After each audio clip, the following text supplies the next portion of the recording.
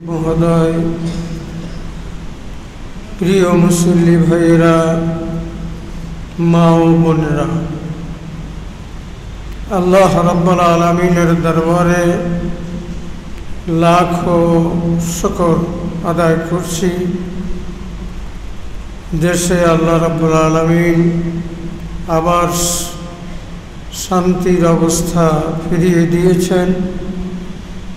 আমরা মসজিদে আসতে পেরেছি, জুমার নামাজ আদায় করার জন্যে হাজির হয়েছি। আল্লাহ রাব্বুল আলামিন আমাদের এই হাজিরি, আমাদের এই নামাজ কবুল করুন। জোরে বলুন আমিন। ভাইয়েরা আমার, দুনিয়ায় ঝগড়া, বিবাদ, লড়াই, সংঘাত, মারামারি, উশৃঙ্খলা করি আমরা, কিন্তু এই দুনিয়াতে কি আমরা থাকতে পারবো? আর এই যে ক্ষমতা বা অর্থ, এর জন্য যে সম্পদ, কোনোটাই কি আমরা কবরে নিয়ে যাইতে পারবো? পারবো না, কোনোটাই থাকবে না। এই জমির জায়গায় জমি থাকবে, জায়গার জায়গায় জায়গা থাকবে, সব কিছু যথাস্থানে থাকবে। আমি থাকবো না। এই জন্যই রাসূল আকরাম সাল্লাল্লাহু আলাইহি সাল্লাম বলেন, কুন ফিদ দুনিয়া কান্নাকা গরিবান আও আবিরা সাবিল। তোমরা দুনিয়াতে একজন পথিক, একজন মুসাফিরের মতো দুনিয়াটা কাটিয়ে দাও। কুন ফিদ দুনিয়া গরিবান আও আবিরা সাবিল। মুসাফিরকে হযরত ইব্রাহিম আদহাম বালকের বাদশা ছিলেন, মস্ত বড় ওলি আল্লাহ, বালকের বাদশা। একদিন হঠাৎ তার দরবারে একজন দরবেশ আসিয়া বলল যে, আপনার এই মুসাফিরখানায় কি আমি একটু থাকতে পারি? ইব্রাহিম আদহাম রহমতুল্লাহ আলাইহি বললেন, তুমি কি বলে? তো রাজপ্রাসাদ, এ তো মুসাফিরখানা না। তখন বললেন এই দরবেশ, যে আপনি তো এখানে আছেন, আপনার আগে কে ছিল? যে আমার বাবাই ছিল। তার আগে কি ছিল? আমার দাদাই ছিল। তা আপনার দাদাই, তারপর আপনার বাবাই, তারপর আপনিও যখন চলে যাবেন তখন কে থাকবে? যে আমার ছেলে। বলি, এই যে এক আসে আর এক যায়, থাকতে পারে না, এইটাই তো মুসাফিরখানা, যে থাকতে পারে না।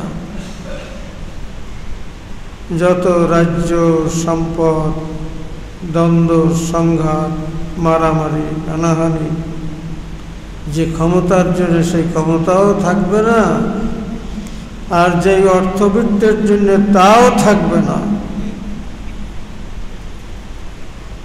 তাও থাকবে না মানে আমার সাথে যাবে না। আমি খালি হাতে আসছি, খালি হাতেই চলে যাব। এই কথা চিন্তা করতে হবে হামেশা। এই কথা হামেশা চিন্তা করতে হবে, সর্বদা চিন্তা করতে হবে। ভাইরা আমার, আল্লাহ রাব্বুল আলামিনের কাছে আমরা দোয়া করব, দেশে যদি শান্তি না থাকে, মারামারি থাকে, হানাহানি থাকে, উশৃঙ্খলা থাকে, তাহলে শান্তি প্রিয় মানুষরা ইবাদত বন্দেগীও করতে পারে না। তা শান্তির বড় দরকার, শান্তির বড় দরকার। তা আমাদের হাতে তো না। আমরা আল্লাহ রাব্বুল আলামিনের কাছে দোয়া করব, মোনাজাত করব, হে আল্লাহ, ছোট্ট একটু দেশ, এই দেশে প্রায় 18 কোটি মানুষ বাস করে। আর এই 18 কোটি মানুষের মধ্যে শতকরা 92 জন, 8 জন অন্যান্য ধর্মাবলম্বী, আর 92 জন মুসলমান।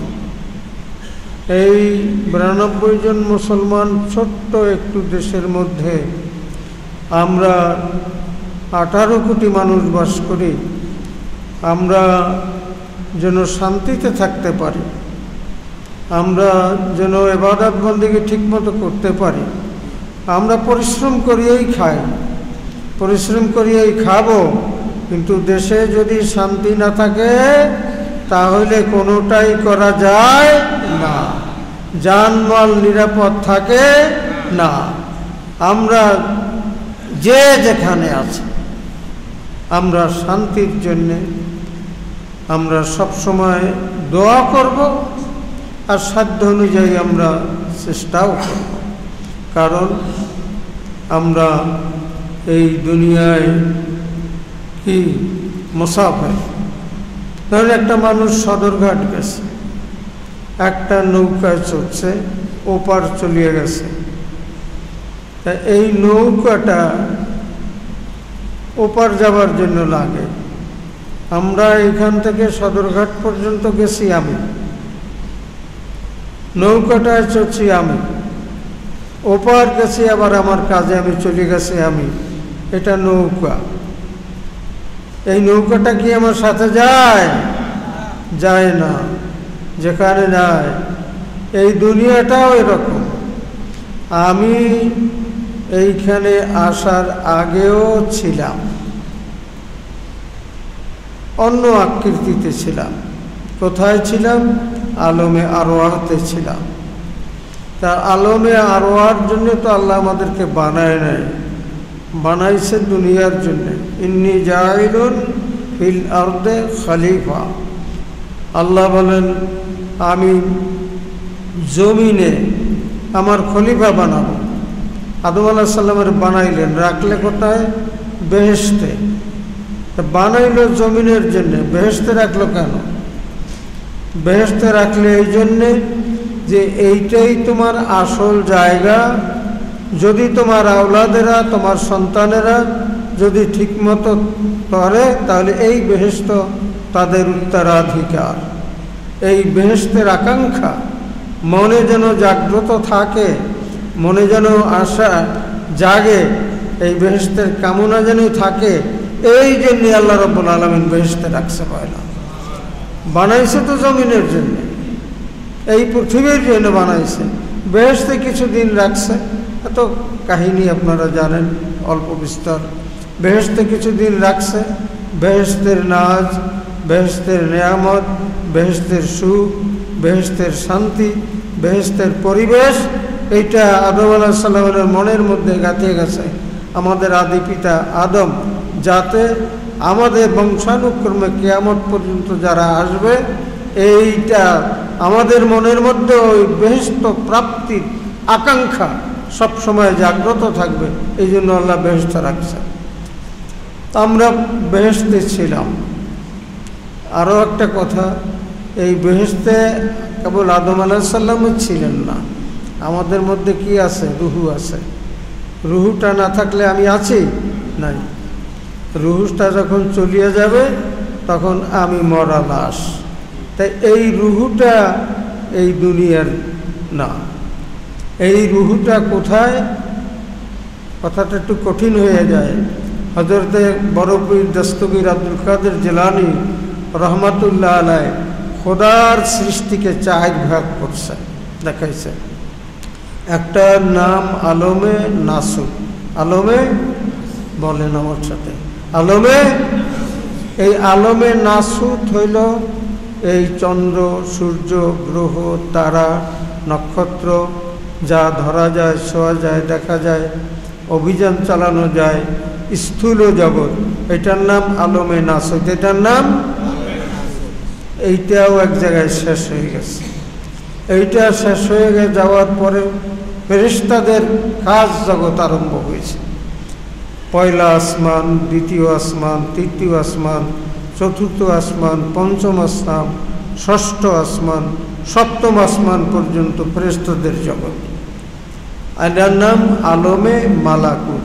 আলমে, আমার সাথে বলুন, আলমে, জানিয়ে রাখলে সুবিধা। একটা গেল আলমে নাসুত, দ্বিতীয় হলো আলমে মালাকুত, ফেরেশতার জগৎ। এই ফেরেশতার জগৎ সপ্তম আসমান পর্যন্ত, তারও তো শেষ আছে শেষ আছে।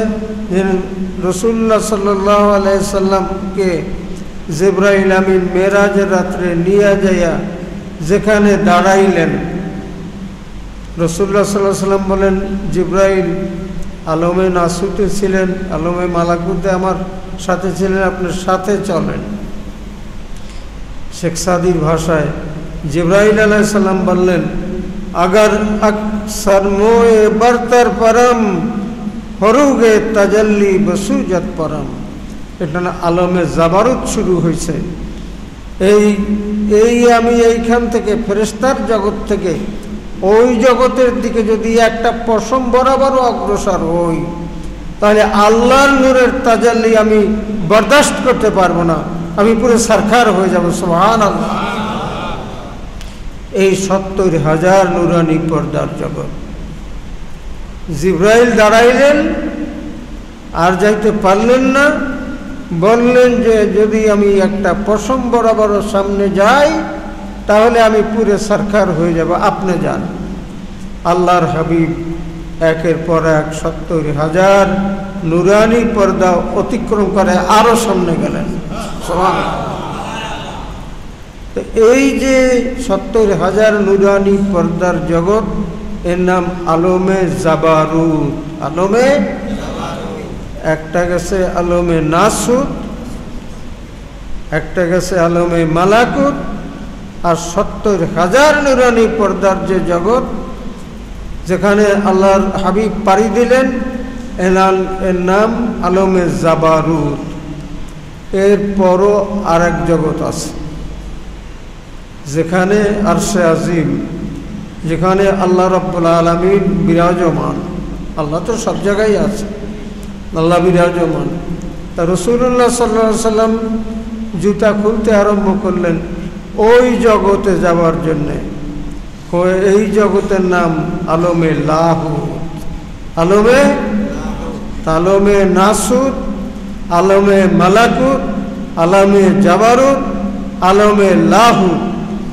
এখানে টাইম নাই, স্পেস নাই, জামান নাই, মাকান নাই, সীমা নাই, সরহদ নাই। আল্লাহ রাব্বুল আলামিনের মাহবুব এইখানে আল্লাহর সাথে দিদার করলেন। সুবহানাল্লাহ। জুতা খুলতে আরম্ভ করলেন। ওই আর এখন আর সে মনে পড়ল হযরত মুসা আলাইহিস সালাম যখন তুর পাহাড়ে গেলেন, সূরা তাহার মধ্যে আছে, আল্লাহ রাব্বুল আলামিন বললেন, ফাখলা না আলাইকা ইন্নাকা বিল ওয়াদিল মুকদ্দাস তুয়া। মুসা, পবিত্র তুর পাহাড়ে আসছো, জুতা খুলে আসো। এখন ওখানে আল্লাহর হাবিব যাবেন, আর সে জুতা খুলতে আরম্ভ করছেন। আল্লাহ রাব্বুল আলামিন গায়েব থেকে নেদা দিলেন, ওগো আমার মাহবুব, জুতা খুলবেন না, জুতা নিয়ে আসেন। আপনার জুতার ধুলায় আমার আরো ধন্য হতে চায়। সুবহানাল্লাহ, সুবহানাল্লাহ। তাই এই আমার মধ্যে, আপনার মধ্যে যে রুহুটা আছে, এই রুহুটা এই আলমের নাসুতের না, স্থূল জগতের না। ফেরেশতার জগতেও এই রুহুটা না, যেখানে মায়ের পাটে রুহুটা আসছে। এই ৭০,০০০ নুরানি পর্দার জগতেও রুহুটা না। আলমে লাহুতে আল্লামা ইকবাল বলেন, আয় তায়রে লাহুতি, ও আল্লাহর বান্দারা, হে মানুষেরা, তুমি আলমে নাসুতেরও না, আলমে লাহুতের জাবারুতেরও না, আলমে মালাকুতেরও না, তুমি বাসিন্দা হলা। তুমি ছিলে কোথায়? আল্লাহর সান্নিধ্যে। কোথায়? আলমে লাহুতে। আলমে লাহুত থেকে আল্লাহ রাব্বুল আলামিন আমি সফর করতে করতে কোথায় আসছি? বাপের কাছে আসছি।